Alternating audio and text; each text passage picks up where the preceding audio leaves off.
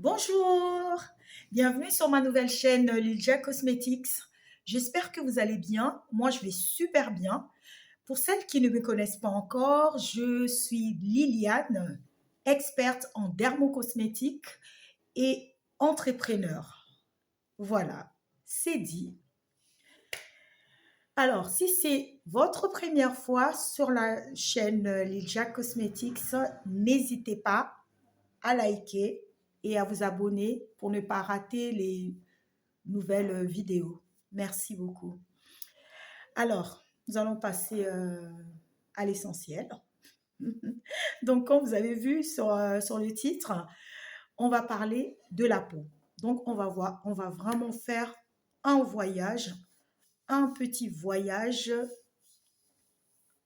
sur la peau. On va essayer de comprendre, de connaître un tout petit peu au fait notre peau parce que j'estime que nous ne pouvons pas commencer à parler de soins de la peau sans pour autant poser des fondements, sans pour autant connaître au fait que ce que c'est que la peau, sans que nous puissions définir la peau. Donc, le but de cette vidéo aujourd'hui, c'est vraiment de pouvoir définir la peau, donner son rôle et la structure de la peau. Voilà. Donc, on va commencer par définir la peau. Qu'est-ce que c'est que la peau? Alors, la peau, c'est un organe à part entière de notre corps. Donc, c'est l'organe le plus grand de notre corps, à savoir qu'elle représente 16% de son poids total. Donc, la peau représente 16% du poids total du corps. Elle est composée plus ou moins de tissus. Et quel est le rôle de la peau?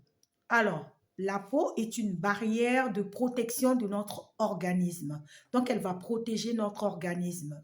Mais de quoi? Donc, elle va protéger notre organisme contre les agressions extérieures. Quand on dit agression extérieure, on pense à la pollution, au choc, aux microbes et voilà, tout ce qui vient. Donc, voilà le rôle de la peau. Maintenant, la peau, nous devons savoir aussi qu'elle contient 70% d'eau. C'est important. Nous devons savoir au fait qu'est-ce que contient notre peau. Donc, elle contient 70% d'eau. Non seulement d'eau, elle va contenir aussi des protéines. Dans la peau, on aura aussi des matières grasses, de sels minéraux et des oligo-éléments. Voilà. Maintenant, de quoi est composée notre peau? Donc, on va essayer un peu de parler de la structure de la peau. La peau est composée de 3 couches de tissus. Alors, les 3 couches de tissus, on aura l'épiderme. Alors, l'épiderme qui est la couche superficielle. Pourquoi la couche superficielle? Parce que c'est cette couche-là, c'est celle qu'on voit, c'est celle qu'on touche. Et sur cette couche-là, on a aussi la couche cornée. Et la couche cornée, c'est sur cette couche cornée que va s'accumuler au fait les peaux mortes. Et le rôle de l'épiderme va nous protéger, au fait, elle va protéger la peau contre les toxines. Et elle maintient aussi l'hydratation de la peau. Maintenant, qu'est-ce qu'on va trouver aussi dans l'épiderme? Dans l'épiderme, vraiment, je donne l'essentiel. Qu'est-ce qu'on va trouver dans l'épiderme? Je donne l'essentiel, c'est que nous, on peut comprendre, en fait. Je ne vais pas aller dans mes cours, tout ça. On va vraiment donner l'essentiel. Alors, qu'est-ce qu'on va retrouver dans l'épiderme? Dans l'épiderme, on va retrouver les kératinocytes. Et les kératinocytes, ce sont des cellules épidermiques que l'on peut retrouver dans les ongles, le cheveu, le poil, entre guillemets, la kératine. Par exemple, la kératine. Ça vient au fait des cellules, ça vient de kératinocytes. Après ça, on va aussi retrouver le mélanocyte. Alors, le mélanocyte, c'est ceux qui produisent la mélanine. La mélanine qui est responsable de la pigmentation. Ça, on va le trouver dans l'épiderme. Deuxièmement, on aura les dermes. Donc, on a parlé de l'épiderme. Et maintenant, deuxième, le derme. Le derme, c'est la couche intermédiaire. En fait, ça vient juste après l'épiderme. Le derme, c'est celle qu'on ne voit pas. On ne voit que quand on se blesse. Quand on est blessé, on peut voir les dermes, donc un peu la chair, notre chair. Alors, c'est un tissu des soutiens. Ça va vraiment soutenir, en fait, notre corps. Ça va soutenir la peau. Et dans les dermes, au fait, on a le vaisseau sanguin, on aura des vaisseaux sanguins. Il y a les nerfs, au fait, dans les dermes. Il y a les glandes sudoripares. Et les glandes sudoripares, c'est ce qui assure la transpiration. C'est ce qui va assurer la transpiration. Voilà. Donc,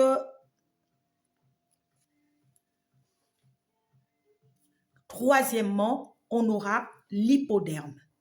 Et l'hypoderme, c'est la couche, c'est la troisième couche, c'est la couche la plus profonde de notre peau. Et dans l'hypoderme, nous allons voir les adipocytes. Les adipocytes, c'est ce qui stocke les graisses. Donc, ce sont des tissus graisseux.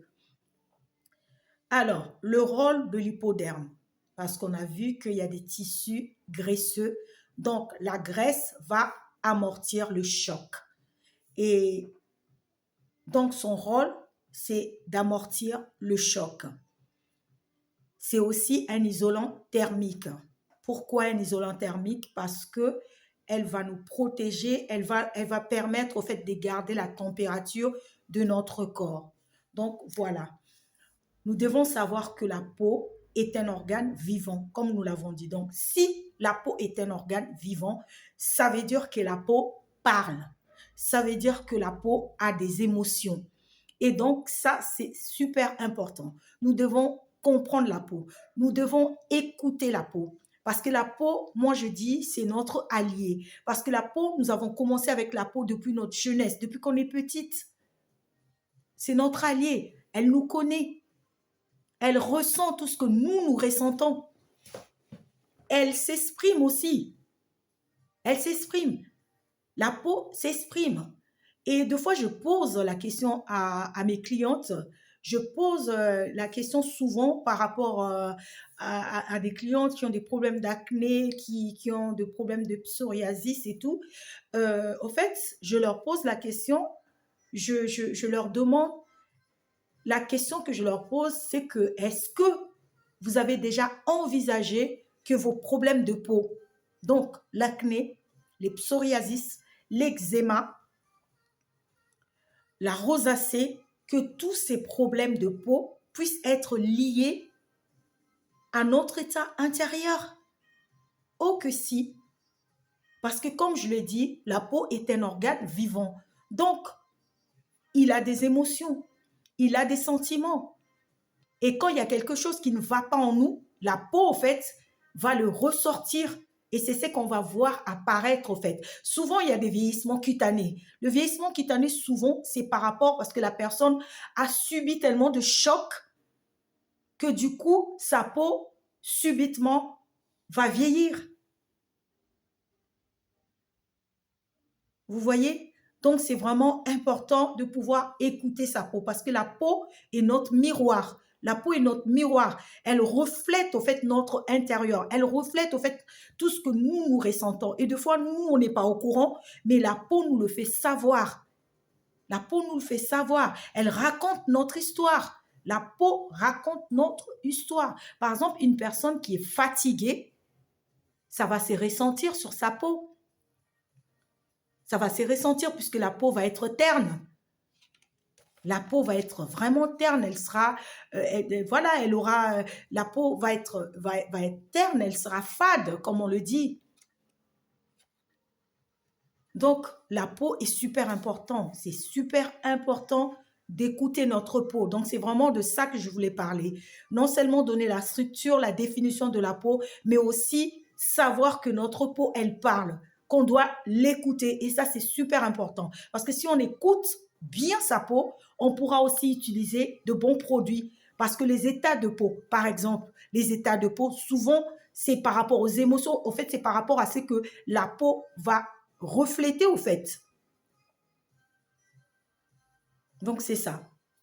Deux fois, on a une peau qui va être sensible, ben justement parce que en ce moment-là, on n'est pas bien, on est triste et notre peau va être affectée. Et l'alimentation aussi, c'est très important. C'est très, très important. C'est lié aussi à notre peau. On va essayer de parler de tout ça parce que c'est lié aussi à notre peau. Donc, c'est vraiment des choses que j'ai voulu partager un peu avec nous. Donc, vraiment, on doit écouter sa peau, savoir stopper quand elle nous dit stop. Voilà. Donc, je voulais partager ça avec vous brièvement. Donc, voilà, pour aujourd'hui, c'est vraiment, c'est de ça que je voulais parler pour qu'on mette des fondements, pour qu'on puisse mettre des fondements. Comme ça, la prochaine fois, on pourra maintenant on pourra parler d'autres sujets. Au moins, on aura déjà des fondements sur la peau. Donc, voilà, cette vidéo est finie. J'espère qu'elle vous a plu et que vous avez pu au moins avoir un ou plusieurs informations qui pourront être utiles, qui pourront vous être utiles. Donc, voilà, merci à vous. Donc, merci à vous. Je vous dis à bientôt et n'oubliez pas de vous abonner et surtout de partager la vidéo. Merci beaucoup. Au revoir.